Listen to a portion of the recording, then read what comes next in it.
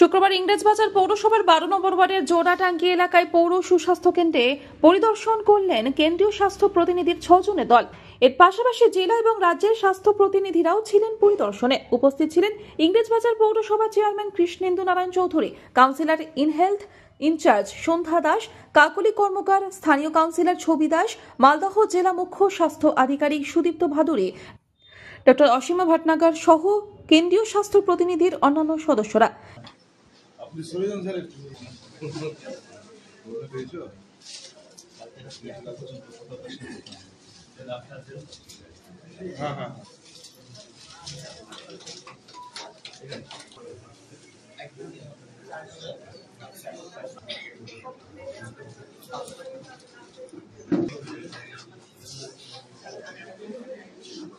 গ্রামীণ এবং শহর এলাকার বিভিন্ন স্বাস্থ্য কেন্দ্র এবং সুস্বাস্থ্য কেন্দ্রগুলি পরিদর্শন করেন তারা।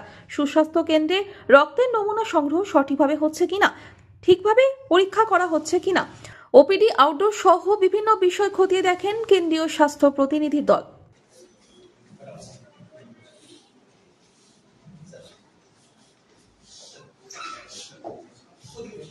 কাজকর্মগুলো কি হচ্ছে সেটা আমাদের জেলার সঙ্গে সঙ্গে আমাদের পৌরসভারও যে হেলথ ইনফ্রাস্ট্রাকচার আছে, দিল্লি থেকে হাই পাওয়ার টিম এসছে, তারা এটা ঘুরে ঘুরে দেখছে। এর আগে এই ইনস্টিটিউটটা আমরা দিল্লি থেকে অ্যাওয়ার্ড পেয়েছিলাম, আবার ওনারা দেখতে এসছেন।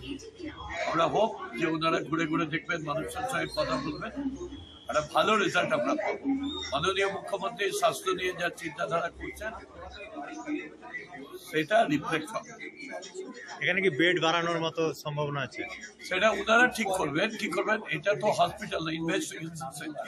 আমাদের কাউন্সিলর আছেন, আমাদের হেলথের কাউন্সিলর আছেন, আমাদের রেগুলার আছেন।